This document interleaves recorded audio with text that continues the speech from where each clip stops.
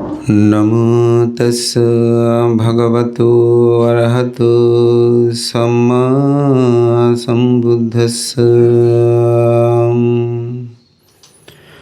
सुखमत्तयेत लोके अतो वित्तयेत सुखम्।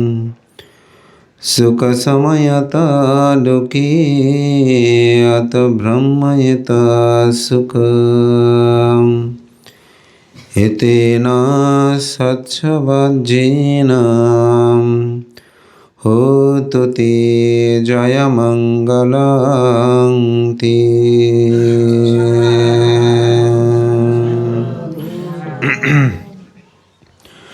জগতে মাতৃভক্তি সুখকর, পিতৃভক্তি সুখকর। এখানে ব্রাহ্মণ বলতে অরহত, মার্গজ্ঞানলাভী ভিক্ষু শ্রমণকে বোঝানো হয়। তাদের ভক্তি হচ্ছে সুখপদ কর্ম। আমাদের শ্রদ্ধাবান উপাসক বাবু রিপন বড়ুয়া, তার পরিবার আজকে তাদের প্রয়াত পিতৃদেব অনিল বড়ুয়ার উদ্দেশ্যে পুণ্যদামের নিমিত্তে আজকের এই মহতি পুণ্যময় অনুষ্ঠানের আয়োজন করেছেন। প্রত্যুষ আপনারা সকলে শয্যা ত্যাগ করে মহান ভিক্ষু সংঘকে যে দানাদি কুশলময় কর্ম সম্পাদন, এটি আপনাদের জন্য অত্যন্ত পুণ্যময় কর্ম। কেন?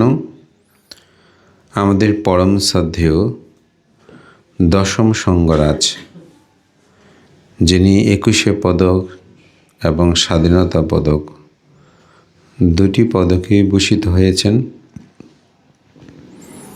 এবং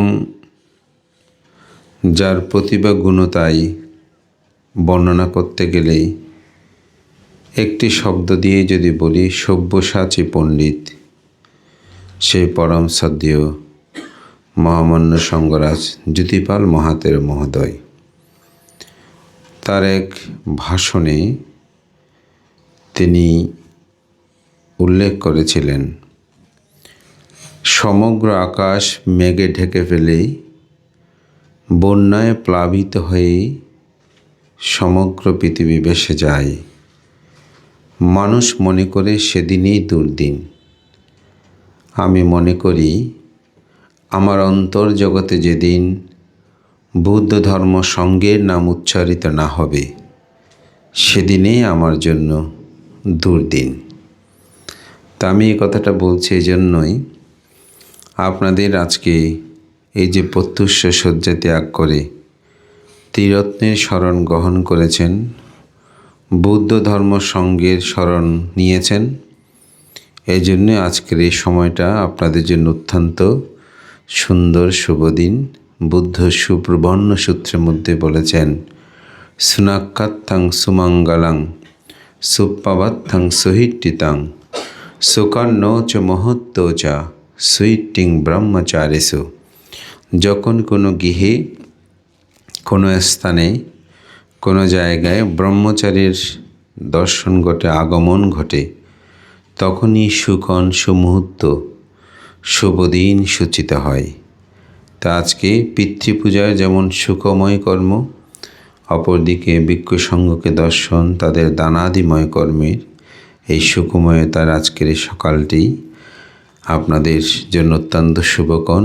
এই শুভকণে মাননীয় ভিক্ষু সংঘ, ধর্মপ্রাণপ্রিয় উপাসক উপাসিকা বিন্দু, আপনাদের সকলের প্রতি আমি মৈত্রী চিত্তে পুণ্যদান ও আশীর্বাদ জ্ঞাপন করি। প্রয়াত অনিল বাবুর পারলৌকিক ঊর্ধ্বগতি কামনা করে পুণ্যদান করছি। আমার অত্যন্ত প্রিয় ভাজন জোবরা সুগত বিহারের উপাধ্যক্ষ সুদেশক, যিনি চট্টগ্রাম বিশ্ববিদ্যালয় হতে পালি সাহিত্যে মাস্টার ডিগ্রি কমপ্লিট করেছেন, যার হাতে কয়েকটি গ্রন্থের সম্পাদনা, এবং একজন সত্যসন্ধানী উদীয়মান ভিক্ষু ব্যক্তিত্ব। তিনি স্বল্প সময়ে দুটি বিষয়ের অবতারণা করেছেন। প্রথমটা হচ্ছে মৈত্রী আত্মজীবনী নিজেকে প্রতিষ্ঠিত করা এবং অপরের মঙ্গল কামনা করা। নিজের স্বাস্থ্য সচেতনতা নিয়ে বুদ্ধের ধর্ম দর্শনটাকে আধুনিকভাবে তিনি সংক্ষিপ্ত সময়ে উপস্থাপনা করেছেন যে আমি নিজে কীভাবে সুখী হব। বুদ্ধের ধর্ম দর্শনে সবচেয়ে একটি চমৎকার কথা যেটা আমাকে আন্দোলিত করে, বুদ্ধ সারারাতে ঋষিপতন মেঘধাবে প্রথম ধর্মচক্র প্রবর্তন সূত্র দেশনার পর প্রথম বর্ষাবাস শেষ করে বুদ্ধ কি বলেছেন? ভিক্ষু সংঘকে তিনি নির্দেশ দিয়ে বলেছেন, চারাতে ভিক্ষাবে চারিকাং বহুজন হিতায় বহুজন সুখায় আত্মা অনুকম্পায়। এখানে বুদ্ধ বলছেন বহুজনের হিতের জন্য, সুখের জন্য হে ভিক্ষুগণ তোমরা দিক বিদিক বিচরণ করো, আত্মহিতে এবং পরহিতে।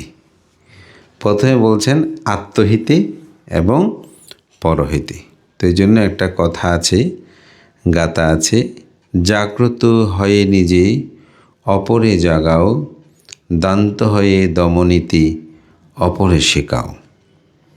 আসলে যে মানুষ নিজেকে ভালোবাসে না, যে মানুষ নিজেকে সুখী রাখতে পারে না, সে মানুষ কিন্তু অপরকে কখনো সুখী করতে পারে না। এই জন্যই আসলে প্রথমে নিজেকে সুখী হতে হবে। যেমন আপনি একজন রোগীকে যখন চিকিৎসা করবেন, সেবা করবেন, আপনি সুস্থ না থাকলে তাকে কি সেবা দিতে পারবেন? আপনি যদি জ্ঞানী না হয় অপরকে কি জ্ঞান দান করতে পারবেন? আপনার কাছে যদি অর্থ না থাকে অপরকে আপনি দিতে পারবেন?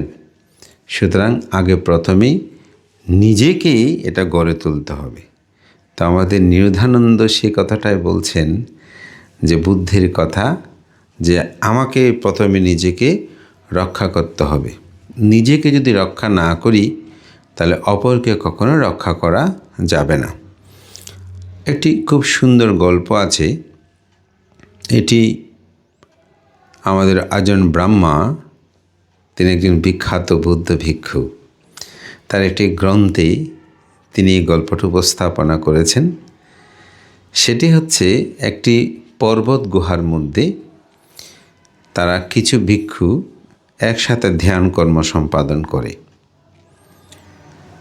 সেই গুহার মধ্যে একদিন কিছু ডাকাত আক্রমণ করলো, সেই জায়গাটা দখল করলো। দখল করে তাদেরকে সেখান থেকে তাড়িয়ে দেওয়ার জন্য তারা সিদ্ধান্ত গ্রহণ করলো এবং তাদের মধ্যে যেন ভয়ভীতি উৎপন্ন হয় সেজন্য তারা সিদ্ধান্ত নিল ডাকাতরা তাদের মধ্যে একজনকে হত্যা করা হবে, বাকি সবাইকে ছেড়ে দেওয়া হবে।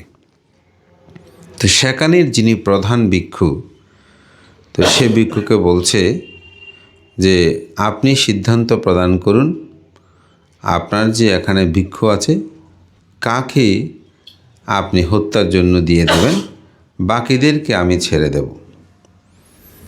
তখন সেখানে ভিক্ষু ছিল, যিনি প্রধান ভিক্ষু তিনি তো জ্ঞানী প্রজ্ঞাবান।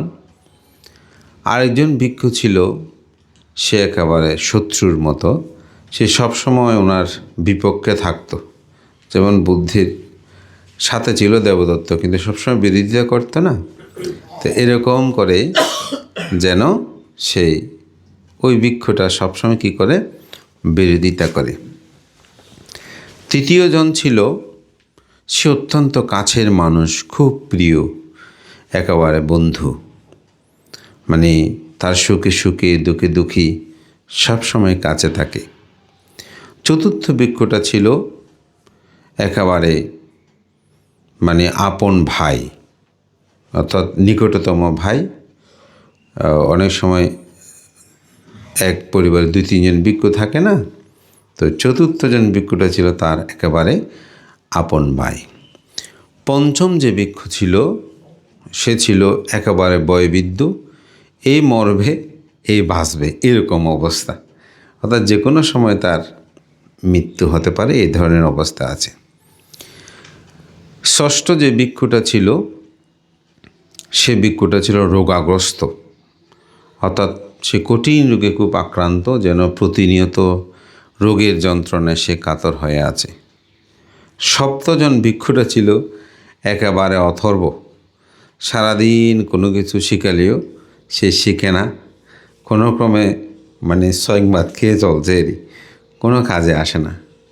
এই 7 জন ভিক্ষু থেকে যে কোনো একজনকেই হত্যা করবে ডাকাতরা।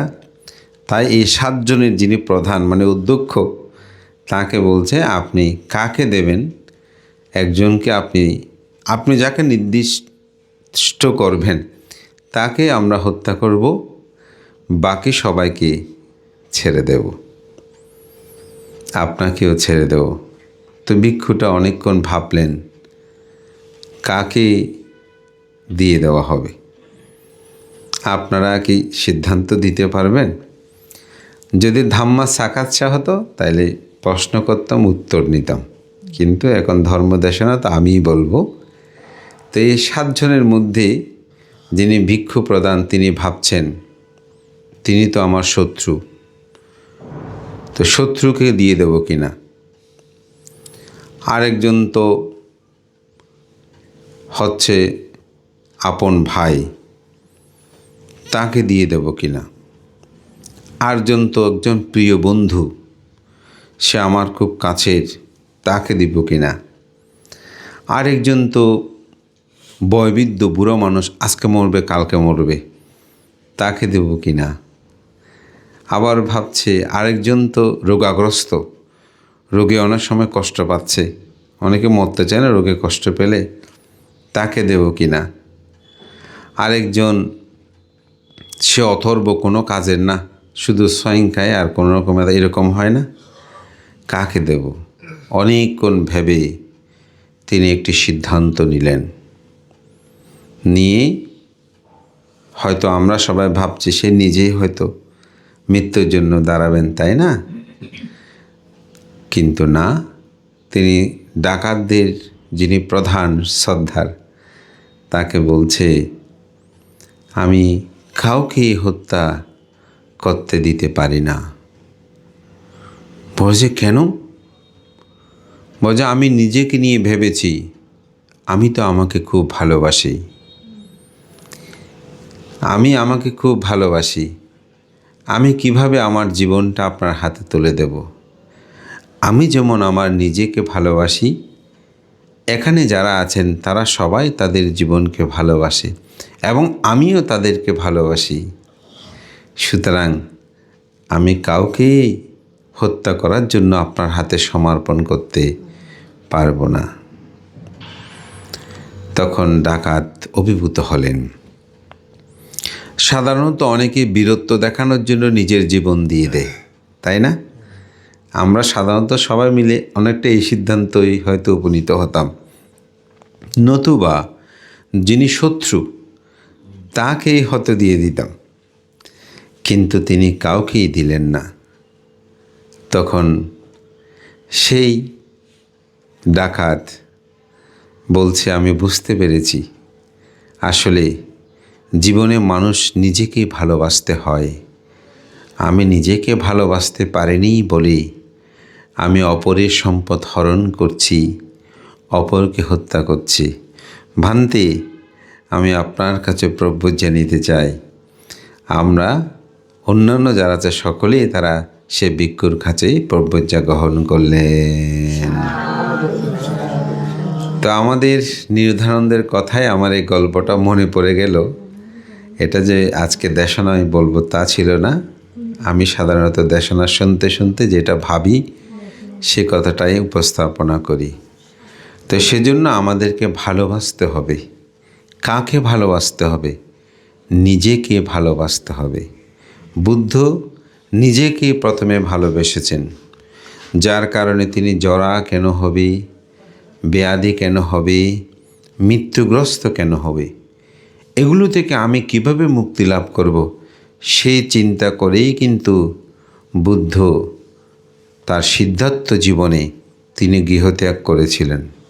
তিনি কি অন্যের কথা চিন্তা করে গিয়েছেন? না, তিনি প্রথমে চিন্তা করছেন নিজের কথা।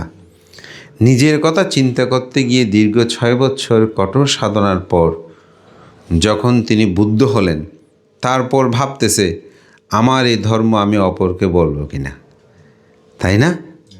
প্রথমে কিন্তু নিজের জন্য গিয়েছেন। আমরাও যারা ভিক্ষু হয়েছি, যদিও আমরা অনেক সময় বলি সমাজের জন্য এই করছি সেই করছি, আসলে সমাজের চেয়ে প্রথম হচ্ছে নিজের জন্য। আমি নিজের জন্য মুক্তি লাভের জন্য আমি এসেছি, আমাকে কেউ জোর করে দেয় নাই, আমি জোর করে এখানে আমাকে কেউ আনে নাই, তাই না? অর্থাৎ আত্মমুক্তি। যে ব্যক্তি নিজেকে ভালোবাসতে পারে তিনি কখনো পাপকর্ম করতে পারে না। আমি বলেছি, সুমুক বলেছে সেজন্য আমি এটা করি না, না। আপনি যদি আপনাকে ভালোবাসতে পারেন তাহলে দেখবেন আপনি প্রাণী হত্যা করবেন না। কারণ আপনি যদি প্রাণী হত্যা করেন আপনিই কষ্ট পাবেন, আপনার মানসিকভাবে আপনি হিংস্র হবেন। আপনি চুরি করেন, চুর্যবৃত্তি, আপনি অপরের সম্পদ যেমন হরণ করছে, আপনার সম্পদ হরণ করলে কেমন হবে? তাহলে নিজের সম্পদ নিজেকে যদি ভালোবাসেন, আপনি যদি ব্যভিচারী করেন, আপনার সম্মুখে যদি আপনার আপনজন ব্যভিচারী করে আপনার স্বামী স্ত্রী, তখন আপনার কেমন লাগবে? তাহলে আপনি অর্থাৎ নিজেকে ভালোবাসতে হবে। আপনার সাথে যদি কেউ মিথ্যা বলে আপনার খারাপ লাগে না, তা আপনি কেমন করে অপরের সাথে মিথ্যা বলবেন? তাহলে আপনি যদি কেউ যদি নেশাদ্রব্য সেবন করে মাতাল হয়, কুকথা বলে, আপনার খারাপ লাগে না, তা আপনি কেন সেরকম হবেন?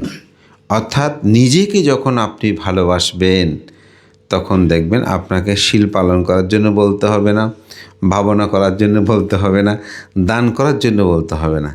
আসলে আমরা নিজেকে ভালোবাসি না বলেই আমরা পাপকর্ম করি। যে ব্যক্তি নিজেকে ভালোবাসে, নিজের ধর্ম সম্পর্কে যিনি সচেতন, সে ব্যক্তি সমস্ত পাপ থেকে দূরে থাকে।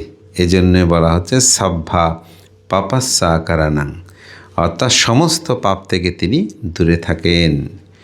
কুশলাস্সা উপসম্পদা, তিনি সমস্ত পুণ্যকর্মদি সম্পাদন করেন।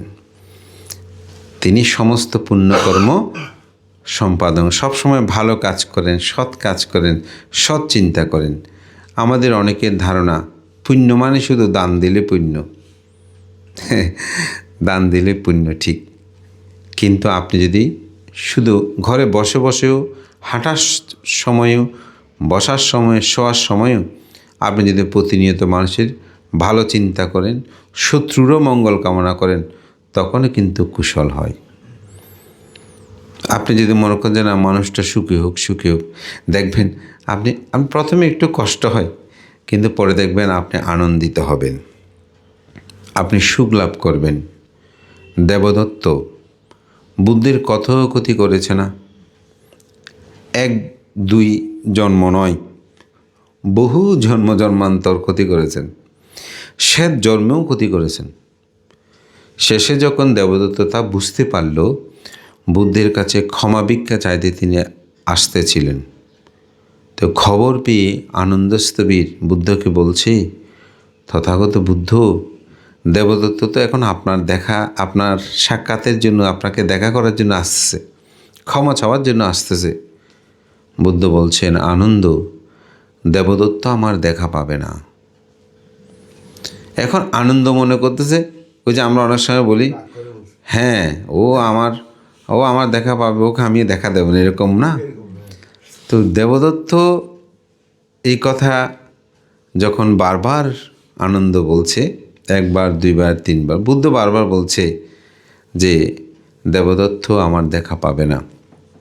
তো চতুর্থবার বুদ্ধগণ যে কোনো কথা 3 বারের ওদিকে হয়তো নিশ্চুপ থাকবেন, নয়তো তার একটা উত্তর দেবেন। তখন বলছে, আনন্দ, তুমি বারবার আমাকে বাক্য দ্বারা বিব্রত করো না। রাহুলকে আমি যেরূপভাবে ভালোবাসি, দেবদত্তকে আমি সেরূপভাবে ভালোবাসি। কাকে দিয়ে উদাহরণ দিয়েছেন? সিদ্ধার্থ জীবনের ঔরসজাত সন্তানকে দিয়ে তিনি উদাহরণ দিলেন যে আমি রাহুলকে যেরূপভাবে ভালোবাসি, দেবদত্তকে আমি সেরূপভাবে ভালোবাসি, কিন্তু তার কর্মের কারণে সে আমার সাক্ষাৎ পাবে না।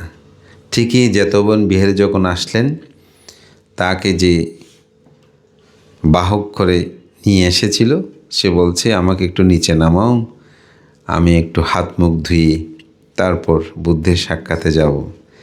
যখনই সেই নিচে নামলেন, পুষ্করিণীতে গেলেন, অনেকেই অনেক সাহিত্য বর্ণনায় মাটি দোভাগ যেটাই হোক, যখন তিনি পদযুগল মাটিতে স্পর্শ করলেন তখনই তিনি মাটির মধ্যে ঢুকতে শুরু করেছে। তখন সে একটি গাথা বলেছিল। গাথাটা আমার কাছে খুব অসাধারণ মনে হয় এবং এই গাথার মাধ্যমে আমি উপলব্ধি করতে পারি দেবদত্তেরও কিরূপভাবে জ্ঞান ছিল। সেই সেখানে এই গাথাটা ভাষণ করেছিল, ইমেহি আট্টাহি তামাজ্ঞাপুক ঘালাং দেবাতি দেবাং নারধম্ম সারতিং সমন্ত সাক্ষুং কাতা পুণ্যালাক্ষাং পানামি বুদ্ধাং সারানাং গতস্মি। তো এখানে বলছে ইমেহি আট্টাহি তামাজ্ঞাপুক ঘালাং, ইনি সে অষ্ট পুগ্গলযুক্ত নারাদ ধাম্মাং সারাতিং, তিনি নরগণের মধ্যে শ্রেষ্ঠ। সামন্ত সাক্ষুং কাতা পুণ্যালাক্ষাং, সামন্ত চক্ষু সম্পূর্ণ শত পুণ্য লক্ষণযুক্ত। দেখেন বুদ্ধকে কিভাবে তিনি বর্ণনা করছেন। হ্যাঁ, কাতা পুণ্যালাক্ষাং পানামি বুদ্ধাং সারানাং গাতুস্মি, আমি তাকে প্রণাম করে তার শরণ গ্রহণ করে আমি গমন করছি। বুদ্ধ বললেন, তিনি তো অবিচি নরকে গেলেন। বুদ্ধ বলছেন, আনন্দ, এই যে দেবদত্ত আমাকে বন্দনা করেছে, আমার শরণ নিয়েছে, আমার গুণবর্ণনা করে আমার শরণে সে গমন করেছে, সে অবিচি নরকে কর্মফল ভোগ করার পর সে অট্টিস্য নামক পাচ্ছেকাবদ্ধ হয়ে সে মুক্তি লাভ করবে। দেখেন বুদ্ধের স্মরণটা কেমন, এবং স্মরণটা কিন্তু সেরকম স্মরণ, আমাদের মতো মুখস্থ স্মরণ নয়। গাথাটা আপনারা আরও অট্টকথার মধ্যে সেটা আছে, ধর্মপদ অট্টকথায় ব্যাখ্যা পাবেন। সেখানে কিভাবে তিনি এরূপভাবে বর্ণনা করলেন বুদ্ধের। আমার কাছে তো মনে হয় যত মহামনীষী বুদ্ধের গুণকীর্তন করেছেন তার মধ্যে অন্যতম হচ্ছে, শ্রেষ্ঠ বলা যায় এটা। তাহলে আমি এটাই বলছি, মৈত্রীটা কেমন, অপরের মঙ্গল কিভাবে মানুষ কামনা করে। তো আপনি যদি বসে বসে শত্রুর মঙ্গল কামনা করেন তাতে কি হবে, আপনার পুণ্য হবে। অনেক দান ধর্ম করতে হবে তা না, এই জন্য পুণ্যকর্মটাই বসে বসেও পুণ্য করা যায় এবং মৈত্রী পোষণে সেটা সম্ভব। এই জন্য বলতে সমস্ত কুশল কর্ম সম্পাদন, সচিত্ত পারিয়দ পানাং, নিজের চিত্তকে বিশুদ্ধ রাখা। তো চিত্ত কখন বিশুদ্ধ হয়? চিত্তের মধ্যে প্রজ্ঞা থাকলে চিত্ত বিশুদ্ধ থাকে। প্রজ্ঞা ছাড়া চিত্ত বিশুদ্ধি করা যায় না। যেমন আপনার ইচ্ছে হচ্ছে একটা মানুষকে মারবেন, প্রজ্ঞা আপনাকে বলে দেবে মানুষটাকে যদি মারো তোমার কর্ম সৃষ্টি হবে, তুমি নরকে যাবে, ইহজন্ম দুঃখ পাবে, পরজন্ম দুঃখ পাবে। এ কথাটা কে বলছে?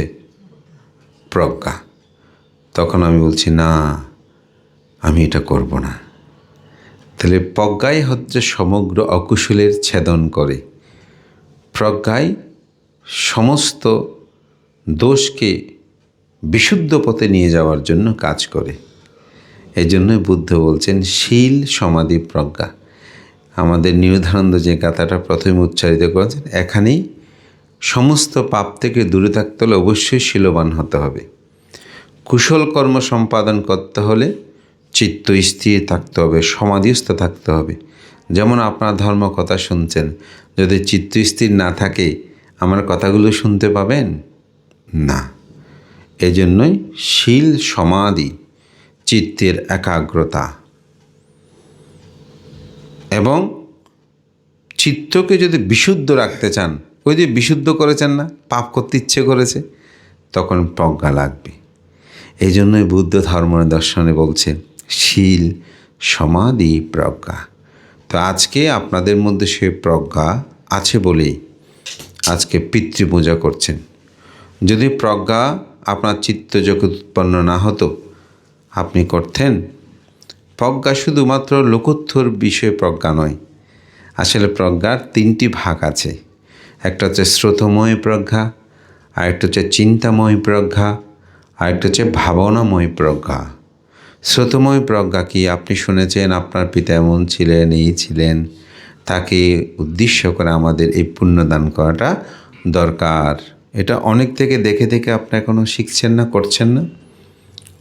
চিন্তাময় প্রজ্ঞা না, আমি তো বাবাকে পুণ্যদান করব, আমি হয়তো একটা সঙ্গদান করব, অথবা আমি তিথির ফাং করব, বা অমুক অমুক ভান থেকে আমরা আহ্বান করব, অথবা অমুক গুণী শিলবান ভিক্ষুকে আমি আহ্বান করে স্বয়ং, এগুলো প্রজ্ঞা না? প্রজ্ঞা না থাকে তো এটা হচ্ছে চিন্তাময় প্রজ্ঞা, আপনার মনে যেটা উৎপন্ন হয়েছে। আর ভাবনাময় প্রজ্ঞাটা হচ্ছে দুঃখ আছে, দুঃখের কারণ আছে, দুঃখ নিরোধ আছে, দুঃখ নিরোধের উপায় আছে। এই চতুরার্য সত্যকে যিনি একবার দর্শন করেন, আর্যষ্টাঙ্গিক মার্গকে যিনি একবার দর্শন করেন, যার মধ্যে এক কথায় শ্রোতাপত্তি স্থগিতাগামী অনাগামী অরহত্ব লাভ করেছেন, সেটা হচ্ছে ভাবনাময় প্রজ্ঞা। তবে কোনো মানুষ যদি চিন্তাময় শ্রোতময় প্রজ্ঞা না থাকে, তার পক্ষে ভাবনাময় প্রজ্ঞা লাভ করা সম্ভব নয়। সেজন্য এটার সাথে এটা একটা সম্পর্ক যুক্ত আছে। তা আজকে আমাদের অনিল বাবু যিনি প্রয়াত হয়েছেন, তাকে স্মরণ করে তার যে সুযোগ্য পুত্র রিপন বাবু এবং তাদের পরিবার আজকের এই সুন্দর আয়োজন করেছেন। আমি এটাকে মনে করি নিজেকে ভালোবাসেন বলে অপরের জন্য সেটা করা, এবং আমাদের দায়িত্ব কর্তব্য আমাদের পিতামাতা পরম হিতৈষী কল্যাণ মিত্র, তাদেরকে দেখভাল করা, তাদের জীবিত থাকতে সম্মান সেবা করা, মৃত্যুর পরেও তাদেরকে পুণ্যদান করা। তাই আমি মনে করি আজকের দেশনায় আমি বলবো এটাই, আমরা যেন নিজেকে ভালোবাসি, নিজেকে ভালোবেসে যেন কোনো পাপকর্ম না করি, আমরা যেন সততা পুণ্যকর্ম সম্পাদন করি, এবং যাদের জীবিত মাতা পিতা আছেন তাদেরকে শ্রদ্ধা সম্মান গৌরব প্রদর্শন করবেন, তারা যেন মনে কোনোরূপ কষ্ট না পায়, সেরকমভাবে আপনারা চলবেন। মনে করবেন আমিও তো পিতা হব, আমিও তো মাতা হব, আমিও তো শ্বশুর শাশুড়ি হব, আমি যদি অন্যের সাথে খারাপ আচরণ করি, আমার সাথে করলে তখন কেমন লাগবে? তাই নিজেকে নিজে জাগ্রত হলে অপরকে জাগ্রত করা যায়, নিজে ত্যাগী হলে অপরকে ত্যাগী করা যায়। আমাদের সকলের প্রত্যাশা থাকবে আমরা যেন সকলে ত্যাগী হই, আমরা যেন পুণ্য চেতনায় নিজেকে উদ্বেলিত করি। এই প্রত্যয় ব্যর্থ করেই আমার অত্যন্ত প্রিয় ভাজন নিরধানন্দ আজকে প্রত্যুষ্য সেই জোবরা থেকে এত কষ্ট করে এসেছেন, তাকে আশীর্বাদ জানাই। বিশেষ করে আমাদের রিপনবাবুর যজ্ঞকন্যা আমাদের বনশ্রী, সেই আমাদের একজন আগামী প্রজন্মের শ্রদ্ধাবতী উপাসিকা না, তা সেই খুব শ্রদ্ধা করে আহ্বান করলো। তা আসলে আজকে প্রত্যুষ আমাদের সারাদিনই যে ধর্মময় ব্যস্ততা, এটি অনেক সময় উপেক্ষাও করতে চাই সকালে, কিন্তু আমি মাঝে মধ্যে ভাবি বিশেষ করে তরুণ যারা আমাদের ধর্মপ্রাণ, আমি তাদেরকে নিয়ে আগামী দিনগুলো আমাদের স্বধর্মের কল্যাণে নিবেদিত করতে চাই, যার কারণে তার আহ্বানটা আসলে উপেক্ষা করতে পারেনি। দেশে আপনাদের সব কিছুতেই আমরা অত্যন্ত প্রীত হয়েছি। এই বাড়িটা খুব সুন্দর করে সব জায়গায় গুছানো, তো এইভাবে মনটাকেও গুছাবেন, এইভাবে পরিবারকেও গুছাবেন, দেখবেন এটা যেমন সুন্দর লাগছে আমাদের জীবনগুলো সেরকম সুন্দর হবে। মনের বাহ্যিক গুছানোর সাথে সাথে ভিতরটাও গুছাতে হয়, তখন সে সৌন্দর্যটা প্রস্ফুটিত হয় আরও বেশি। তা আমাদের সমাজ এখন গগনে, আমি বলবো সেটাই। এবং সমাজ ধর্ম এগুলো নিয়ে আমরা অবশ্যই চিন্তা করব না তা না, কিন্তু সেগুলো নিয়ে বেশি চিন্তায় আমরা যাব না। কারণ সামগ্রিক বিষয়গুলো পর্যালোচনা করলে পৃথিবীর এই বর্তমান অবস্থাটা আপনি অন্যরকম হয়ে গেছে। তাই আমাদেরকে এখন চিন্তা করতে হবে, ওই যে দেশনায় বলছি, আমাকে ভালোবাসায় যখন পথ চলবেন, তখন সমাজ সধর্মের কল্যাণে যতটুকু পারি ততটুকুভাবে কাজ করবেন। ব্যাঙ মাছ দেখেছেন কাদাতে থাকে, কিন্তু কাদা তার গায়ে লাগে না। ঠিক সমাজে আমাদেরকে এমনভাবে চলতে হবে যাতে অনেক কিছু হবে, কিন্তু যেন কোনো কাদা, কোনো পাপ আমাকে স্পর্শ করতে না পারে। সেরূপভাবে আপনাদের সবার জীবন হোক, এই আশীর্বাদ পুণ্যদান করছি। আপনার সাধুবাদ দিয়ে তা অনুমোদন করুন।